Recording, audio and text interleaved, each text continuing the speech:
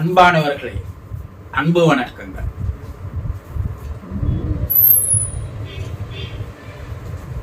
உங்களை நீங்கள் உணர்ந்து கொள்ளாமல் உங்கள் வாழ்க்கையை உங்களால் உயர்த்தி கொள்ளவே முடியாது. தன்னை அறிய தனக்கொரு கேடில்லை. தன்னை அறியாமல் தானே கெடுகின்றான். தன் அறிவை அறிந்த பின் தன்னையே அர்ச்சிக்க தான் இருந்தானே. அற்புதமான வார்த்தைகள். சித்தர் அவர்கள் கூறியிருக்கின்ற அற்புதமான அருமையான வார்த்தைகள். தன்னை அறிய தனக்கு ஒரு கேடு இல்லை. உங்களை நீங்க யாருன்னு தெரிஞ்சுக்கிறதுக்கு யாருமே உங்களை தடை போடல, யாருமே உங்களை தடுக்கல. ஆனா நீங்க உங்களை யாருன்னு தெரிஞ்சிக்காதையே வாழ்ந்து வருகிறீர்கள். நான் யாரு? நீங்கள் மனிதர்கள் என்று நினைத்தால் மனிதன்தான். நீங்கள் தெய்வம் என்று நினைத்தால் தெய்வம்தான். நீங்கள் எதை நினைக்கிறீர்கள்? நான் மனுஷன்தான். அண்ணா, மனம் என்ற ஒன்று உள்ளே வேலை செய்து கொண்டிருப்பதால் மனிதன் என்று பெயர். மனுஷா. அந்த மனம் இல்லைன்னா நீங்க தான் தெய்வம். கடந்து உள்ளே சென்றால் கடவுளை காணலாம்.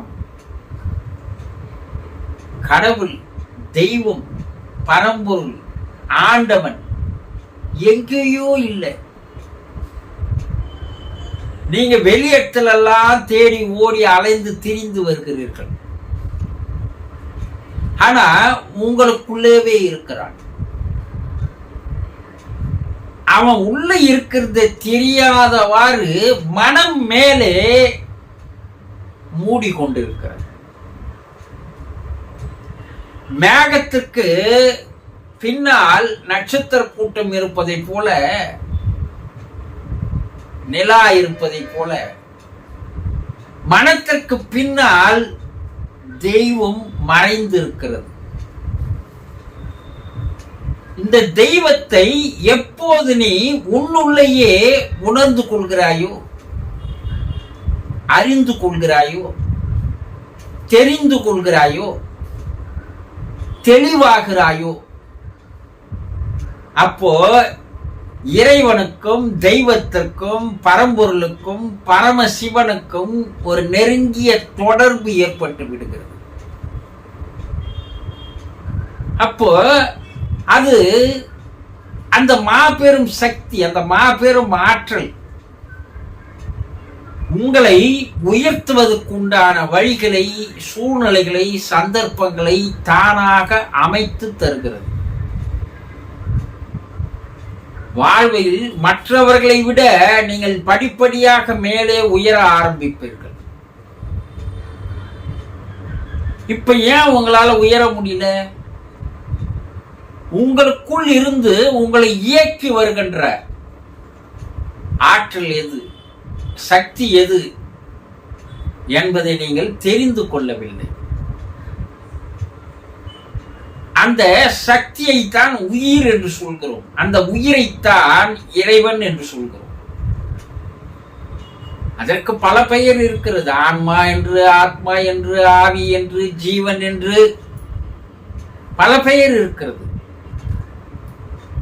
அப்போ நீங்கள் முதலில் கற்க வேண்டிய கல்வி தன்னைத்தான் அறிந்து கொள்ளுகின்ற கல்வி, தன்னை அறியும் கல்வி, தலைவனை அறியும் கல்வி. இந்த கல்வியைத்தான் மெய் உணர்வு கல்வி, மெஞ்ஞான கல்வி என்று சொன்னார்கள். எனக்கு வாழ்க்கையில பிரச்சனையே இருக்குது. என்னால மேல் நோக்கி முன்னேற முடியல. எனக்கு பல்வேறு தடைகள் இருக்கிறது, பல்வேறு குறுக்கீடுகள் இருக்கிறது. எனக்கு வாய்ப்புகளும் சந்தர்ப்பங்களும் அமையவே இல்லை. நானும் முயற்சி செய்து பார்க்கிறேன், ஆனால் என்னால் முன்னேற முடியவில்லையே. நான் என்ன செய்வேன் குருஜி? கேட்கலாம். இந்த முன்னேற விட முடியாமல் பல தடைகள் உருவாக்குவது உங்களுடைய மனம். உங்களுக்குள்ளே இருக்கின்ற தெய்வத்தை உணர முடியாமல் தடுப்பது உங்களுடைய மனம். உங்க மனம்தான் உங்களுக்கு ஒரு மாபெரும் எதிரி. எப்போது மனம் இல்லாது செய்கிறீர்களோ, மனதை உங்களுடைய கட்டுக்குள் கொண்டு வருகிறீர்களோ, அப்போது தெய்வமானது வெளிப்பட ஆரம்பிக்கிறது. இந்த சிறு பொறியானது பெரு பொறியோடு தொடர்பு கொள்கிறது. நீங்கள் ஜீவாத்மா, பரமாத்மாவோடு இந்த ஜீவாத்மா தொடர்பு கொள்ளும் போது ஒரு மாபெரும் சக்தியானது உங்களுக்குள் இறங்கும் போது நீங்களும் சக்தி படைத்தவர்களாக, ஆற்றல் படைத்தவர்களாக மாறிவிடுகிறீர்கள். அப்போது இறைவன் உங்களுக்கு எந்த விதமான தடைகள் இல்லாதவாறு தடைகளை எல்லாம் சுக்கு நூறாக நொறுக்கி தள்ளிவிட்டு விலக்கி வைத்து விட்டு உங்கள் வாழ்வில் நீங்கள் உயர்வதற்கு உண்டான சந்தர்ப்பங்களை, சூழ்நிலைகளை தானாக வந்து அமைத்து தருகிறான். சகல ஐஸ்வர்யங்களையும் அவனே தானாக கொண்டு வந்து உங்களுக்கு தருகிறான். ஒரு குழந்தைக்கு தாய் பால் ஊட்டுவது போல, அன்னம் ஊட்டுவது போல, அந்த இறை சக்தியானது, தெய்வீக பேராற்றலானது, அந்த பிரபஞ்ச பேராற்றலானது உங்களுக்கு எடுத்து வந்து அனைத்தையும் ஊட்டுகிறது. உங்களை உணரச் செய்கிறது. நீங்கள் யார் என்பதை உங்களுக்கு உணரச் செய்கிறது. உங்களை வாழ்வில் படிப்படியாக உயர்த்தி கொண்டு போகிறது.